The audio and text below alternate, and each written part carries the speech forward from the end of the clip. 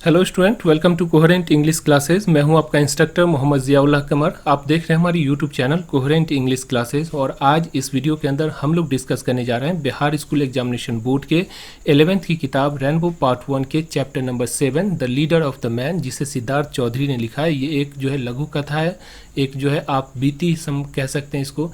तो ये कहानी है और ये जो वीडियो है ये इस कहानी का तीसरा वीडियो है। इससे पहले के 2 वीडियो हमारी एप्लीकेशन कोहेरेंट इंग्लिश क्लासेज, जिसे आप प्ले स्टोर से डाउनलोड कर सकते हैं या फिर जो है हमारे YouTube channel coherent English classes पे अपलोड कर दी गई है।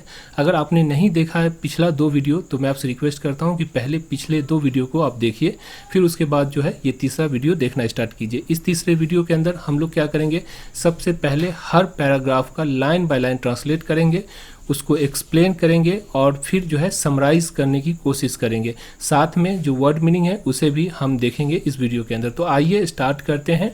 The leader of the man by Siddharth Chaudhary, part number 3। Paragraph number 15। He insulted my guest, Kedia shouted. उसने मेरे अतिथि की बेइज्जती की, केडिया चिल्लाया। But there wasn't much conviction in his voice anymore. लेकिन उसके आवाज़ में अब पहले जैसा विश्वास नहीं था। देखिए, अगर आदमी झूठ बोलता है तो झूठ बोलने में जो विश्वास होती है उसकी आवाज़ से पता चल जाता है कि ये जो आदमी झूठ बोल रहा है। क्यों? क्योंकि उसकी आवाज़ में विश्वास की कमी होती है। तो लेखक कहते हैं कि वो तो चिल्ला रहा था केडिया कि he has insulted my guest, यानी कि उसने मेरी जो अतिथि है, मेरे जो मेहमान है, उसकी बेइज्जती किया है। लेकिन उसकी जो आवाज़ में कन्विक्शन पावर नहीं थी, मतलब उतना जो विश्वास है वो विश्वास नहीं था उसकी आवाज़ में। Paragraph number 16।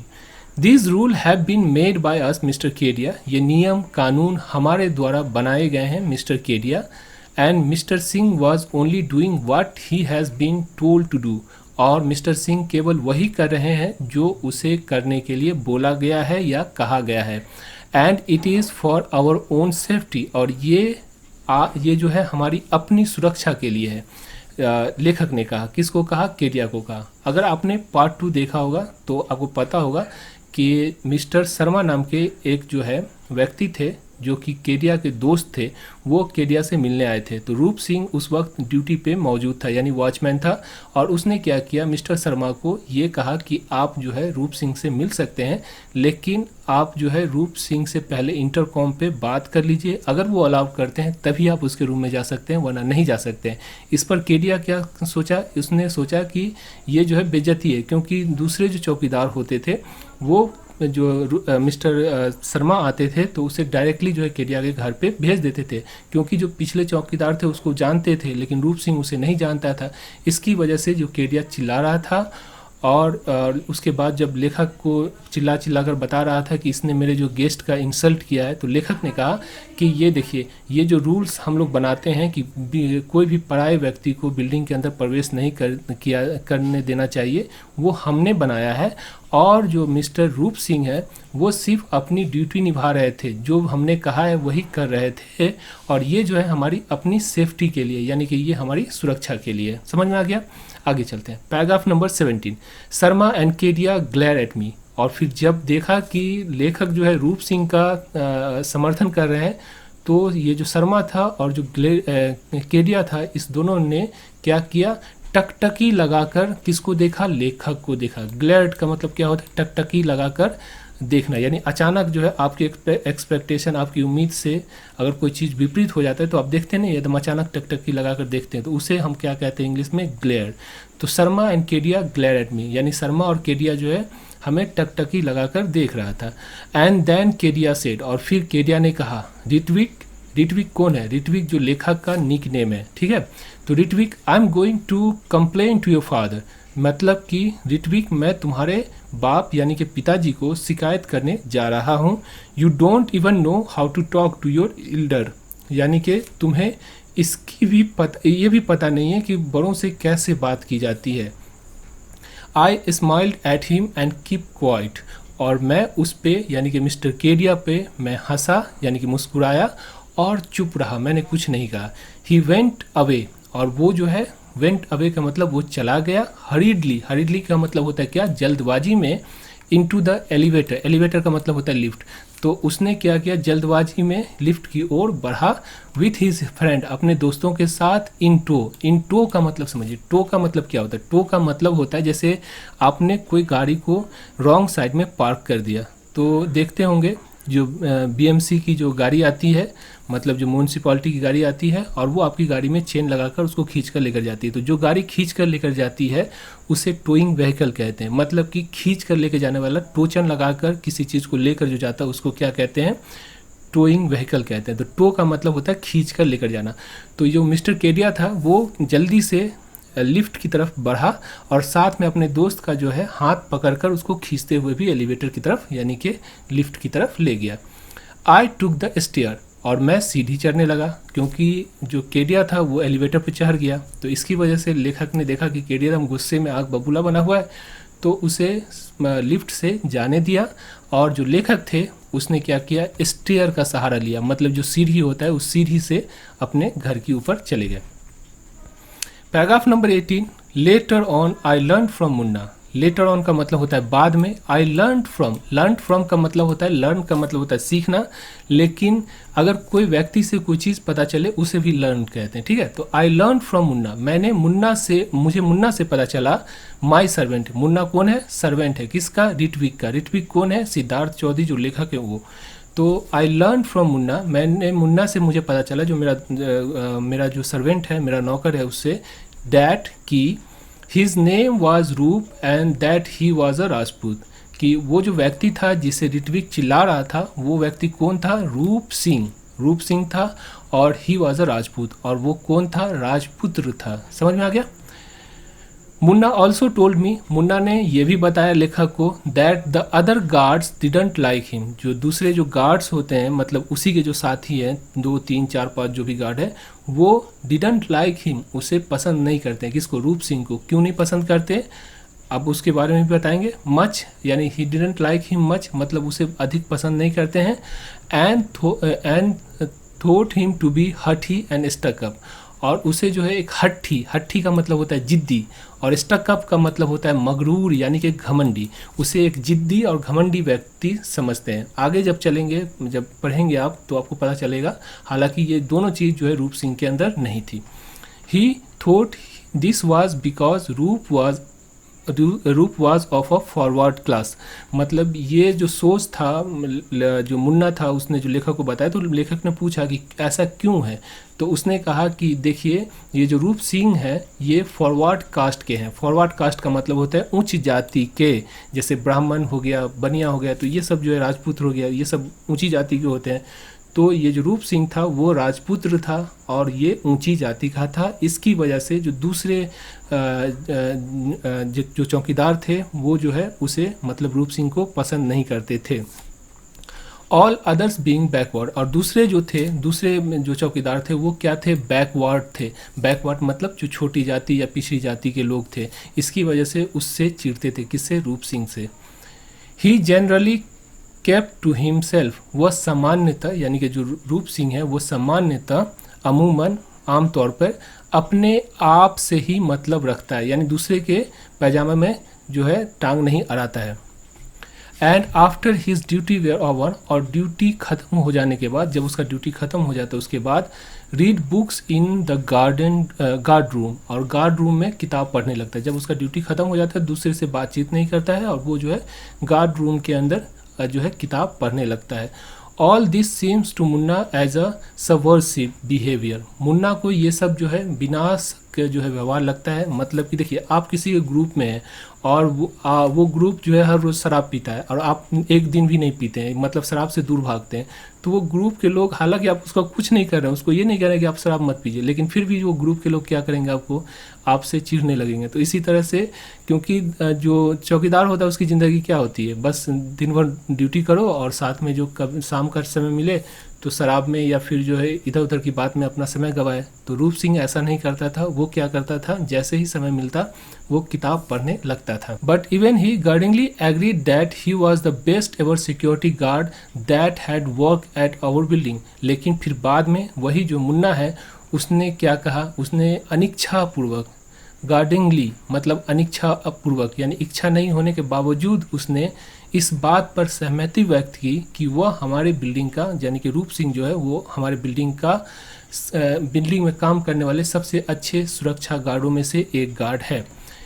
He was smart, efficient and did his job quietly and competently. वह अक्लमंद, कार्यकुशल और अपना कार्य चुपचाप, क्वाइटली मतलब चुपचाप और दक्षतापूर्वक मतलब कि जो है बड़ी जो है कैपेबिलिटी के साथ वो अपना काम को पूरा करता है।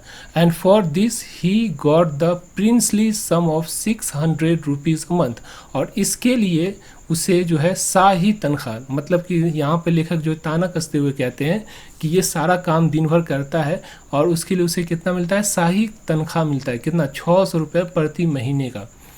And subsisted on boiled rice and potatoes like others guard, और दूसरे चौकीदार की तरह वो भात मतलब जो चावल होता है, बॉइल्ड राइस का मतलब क्या होता है चावल, एंड पोटैटोज मतलब जो आलू होता है वो जो है आलू से ही अपना जो जीवन निर्वाह करना, सबसिस्ट करना मतलब कि जीवन निर्वाह करना, गुजर बसर करना उसको कहते हैं। All this for mayor 600 rupees a month, और ये सब केवल 600 रुपये मासिक तनख्वाह में मिल जाएगा। My shirt cost much more than that, और जो लेखक कहते हैं कि ये 600 रुपया क्या है, ये 600 रुपया तो मेरे एक शर्ट का कीमत है, वो भी उससे भी अधिक, मतलब मेरा जो शर्ट है वो 600 रुपये से अधिक का होता है, और उस 600 रुपये में उसे पूरी महीने अपना भी खर्चा चलाना होता है और जो है अपने परिवार का भी खर्चा चलाना होता है। It was ridiculous the sum but it was true, ये राशि जो है हास्यास्पद थी, मतलब कि अगर कोई आदमी सुने तो इस पर हंसने लगे, लेकिन ये बात सत्य थी कि उसे सिर्फ 600 रुपया जो मिलता था महीना। Paragraph number 19, Kedia did complain to my father, Kedia ने मेरे पिता से ज़रूर शिकायत की, मतलब केडिया ने जाकर मेरे पिता से शिकायत की। But my father didn't say anything to me like, लेकिन मेरे पिताजी ने मुझसे ऐसा कुछ नहीं कहा। आई न्यू ही वुडंट, मैं जानता था कि वो नहीं बोलेंगे, बट लेकिन after that incident Kedia with his bounded pride came down hard on रूप सिंह, इस घटना के बाद केडिया जो है अपने चोटिल शान जो है उससे रूप सिंह पे बहुत कठोरता से व्यवहार करने लगा, मतलब कि रूप सिंह ने जो उसको उसके जो दोस्त हैं शर्मा उसको नहीं जाने दिया, इसकी वजह से केडिया जो है अब उसके साथ जो है बहुत ही कठोर व्यवहार करने लगा। ही क्रिटिसाइज रूप फॉर एवरीथिंग एंड एनीथिंग, वो प्रत्येक और कुछ भी यानी हर बात पे, एवरीथिंग एंड एनीथिंग का मतलब होता है हर बात पे वो रूप सिंह को क्रिटिसाइज मतलब उसकी आलोचना करता था, उसको बुरा भला कहता था। He called him inefficient and insolent, उसे जो है अयोग्य और उदंड जो है कहता था, कौन केडिया कहता था, किसको, रूप सिंह को। And once claim that he had caught him sleeping at night while on duty, और एक बार उसने ये भी कहा कि उसने क्लेम किया यानी उसने कहा कि उसने जो है मतलब केडिया ने काउट किया था यानी पकड़ लिया था, स्लीपिंग मतलब सोते हुए, एट नाइट रात में, वाइल ऑन ड्यूटी किसको, जब ड्यूटी पर था, किसको, रूप सिंह को। He was bent on getting him kicked out of the place, वह उसे उस जगह से निकालने पर तुला हुआ था। बेंट ऑन का मतलब तुल जाना यानी हाथ धोकर जो किसी के पीछे पड़ जाना, तो वो जो है उसे मतलब कि रूप सिंह को वहाँ से चौकीदार के पोस्ट से जो 600 रुपये में उसकी चौकीदारी करता था उससे उसको निकालने की पूरी कोशिश कर रहा था, कौन, Kedia. But the other residents oppose the move, लेकिन वहाँ रहने वाले जो दूसरे लोग थे, उसके जो निवासी थे, उसने इसका विरोध किया। एंड सो रूप स्टेड, और इसी लिए रूप जो है वहाँ पे स्टे कर गया, मतलब वहाँ पे रुका हुआ था। Paragraph number 20, Kedia just could not take the fact that, Kedia उस सच्चाई को सहन नहीं कर सका कि a poor miserable little guard had answer back to him and that too in English, कि वो जो मिजरेबल मतलब एकदम गरीब जो है, मक्खी मच्छर की तरह जो व्यक्ति होता है, मिजरेबल का मतलब वो होता है, तो वो एकदम गरीब जो आदमी था, जो एकदम छोटा और तुच्छ था, वो उसने आंसर बैक किया, मतलब ने उससे जवान लड़ाया। आंसर बैक का मतलब क्या हुआ, जवान लड़ाया, टू हिम किससे, मतलब केडिया से, और दैट टू इन इंग्लिश, और वो भी जवान लड़ाया किससे, इंग्लिश में उसने जो है जवाब दिया। तो इसकी वजह से वो गुस्सा उठा हुआ था। अगर हिंदी में देता तो ठीक है, लेकिन उसने यानी जो चौकीदार था रूप सिंह, उसे इंग्लिश आती थी और उसने जो इंग्लिश में उससे जो है उसने जो क्लेम किया उसको जो जवाब दिया, इसकी वजह से केडिया का एकदम जो है पारा चढ़ा हुआ था। He was sure it was just to show him up in front of his friend and worse me. उसे विश्वास था कि उसने यानी जो रूप सिंह ने ऐसा अपने दोस्त के सामने, मतलब जो चौकीदार था उसके सामने उसे शर्मिंदा करने के लिए किया था। यानी रूप सिंह मतलब जो केडिया को ऐसा लग रहा था कि उसने जो इंग्लिश में मेरा जवाब दिया वो इसलिए दिया ताकि वो जो है उसका जो चौकीदार दोस्त है वो दोस्त के सामने उसे जलील करे या बेइज्जत करे, उसका इंटेंशन ऐसा था। He was really sure about the English part. वो अंग्रेजी वाली बात पर बहुत गुस्सा था, मतलब कि उसे जो अंग्रेजी में जो उसने जवाब दिया रूप सिंह ने, उससे उसे बहुत गुस्सा उठा हुआ था। किसको? केडिया को।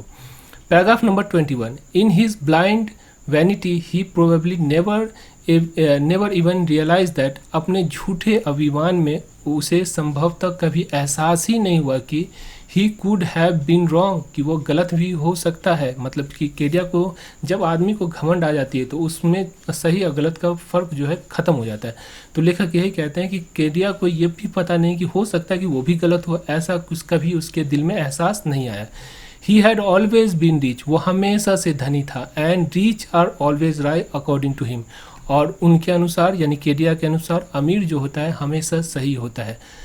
There could be no two way about it, इसके बारे में कोई दो राय नहीं हो सकती। रूप on his part didn't do anything, रूप अपनी तरफ से कुछ नहीं किया, मतलब जो केडिया उसके एकदम पीछे पड़ा हुआ था तो उसके बदले में रूप ने उसके साथ कुछ नहीं किया।